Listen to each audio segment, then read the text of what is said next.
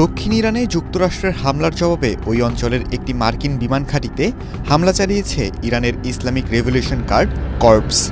তবে এই ঘাঁটি ঠিক কোথায় অবস্থিত তা উল্লেখ করেনি তারা। কুয়েত জানিয়েছে তারা আকাশপথে শত্রু ভাবাপন্ন ক্ষেপণাস্ত্র ও ড্রোনের হুমকি প্রতিহত করেছে।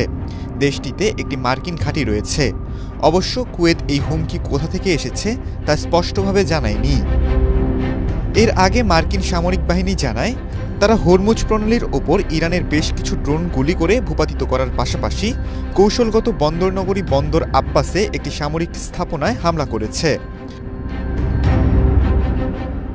নতুন করে ছড়িয়ে পড়া এ উত্তেজনা যুক্তরাষ্ট্র ও ইরানের মধ্যকার ভঙ্গুর যুদ্ধবিরতিকে ফেলেছে হুমকির মুখে। গত ৩ দিনের মধ্যে এ নিয়ে দ্বিতীয়বার ইরানের লক্ষ্যবস্তুতে হামলা চালালো যুক্তরাষ্ট্র। মার্কিন কর্তৃপক্ষ দাবি করেছে আত্মরক্ষার স্বার্থেই এই হামলাগুলো চালানো হয়। মার্কিন সেন্ট্রাল কমান্ড জানিয়েছে বন্দর আব্বাসের যে স্থাপনাটিতে হামলা হয়েছে সেখান থেকে পঞ্চম একটি ড্রোন উৎক্ষেপণের প্রস্তুতি চলছিল। ইরানি সংবাদ মাধ্যম জানায় শহরটির পূর্ব দিকে শোনা গেছে বিস্ফোরণের শব্দ।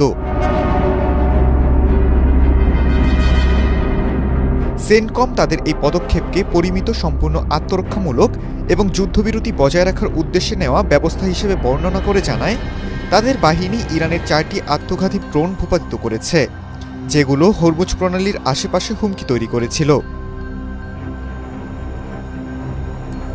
ইরানের রাষ্ট্রীয় সম্প্রচার মাধ্যম আইআরআইবির তথ্য অনুযায়ী আইআরজিসি দাবি করেছে তারা এমন একটি আমেরিকান বিমান ঘাঁটিকে লক্ষ্যবস্তু করেছে যেখান থেকে বন্দর আব্বাসে হামলাটি পরিচালনা করা হয়। খালিদুল ইসলাম তানভীর, এটিএন বাংলা।